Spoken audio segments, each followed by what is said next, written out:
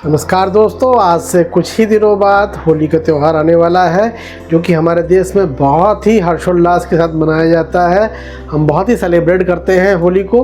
और होली का त्यौहार हम क्यों मनाते हैं, हमको इस बात की भी जानकारी होनी चाहिए। हम सभी हमारे देश के सभी बच्चों को, सभी युवाओं को इसके पीछे क्या कहानी है। हम होलिका दहन के लिए जाते हैं और होली जलाते हैं, तो इसके पीछे क्या कहानी है दोस्तों? कहानी ये है कि हमारे बहुत समय पहले एक भगवान के बहुत ही परम प्रिय भक्त प्रहलाद हुए। भक्त प्रहलाद के नाम से जो प्रसिद्ध हुए, और वो भगवान की बहुत ही भक्ति करते थे। लेकिन उनका जन्म एक राक्षस कुल में हुआ। उनके पिता का नाम हिरण्यकश्यप था, और जो उनके पिता थे वो भगवान के श्री हरि विष्णु के बहुत ही बड़े विरोधी थे।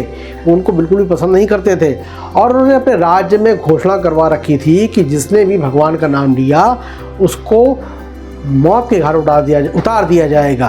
पर जब उनका पुत्र ही भगवान की भक्ति करने लगा तो वो क्या करे, उन्होंने उसको भी कई तरह से प्रताड़ित किया, कई तरह से मारने की कोशिश करी, लेकिन वो सफल नहीं हुए।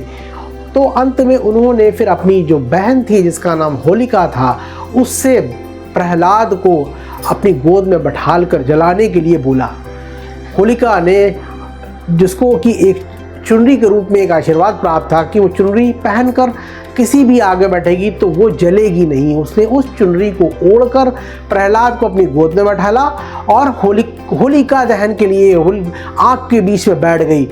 देखते ही देखते वो चुनरी धीमे से उड़ के भक्त प्रहलाद के ऊपर आ गई और होलिका जल के भस्म हो गई और भक्त प्रहलाद बच गए। इसमें हम देखते हैं कि कैसे बुराई का कैसे अंत होता है, कैसे अच्छाई की विजय होती है। और बाद में फिर जब हिरण्यकश्यप ने फिर दोबारा से जब अपने पुत्र को मारना चाहा तो भक्त प्रहलाद ने हाथ जोड़कर भगवान को याद किया, उनको याद किया। तो हिरण्यकश्यप ने कहा कि तुम जितना भी याद कर लो, भगवान कहीं पर भी नहीं है। उसने कहा नहीं, भगवान हर तरफ है, चारों तरफ है। और उसके पिता ने कहा कि क्या इस खंबे में भी है? उसने कहा इस खंबे में भी भगवान है। तो जैसे ही वो हिरण्यकश्यप को मारने के लिए आगे आया, वैसे ही खंबे को तोड़ के भगवान खंबे के बाहर आए और हिरण्यकश्यप को उन्होंने गोद में बैठाकर उसका संहार किया। तो दोस्तों, ये थी कहानी प्रहलाद की, ये थी कहानी होलिका दहन की कि क्यों हम होली मनाते हैं। तो होली का त्यौहार हम जिस तरह से हम विजयदशमी का त्यौहार मनाते हैं कि बुराई का अंत हुआ, अच्छाई की विजय हुई, वैसे ही होली का त्यौहार है।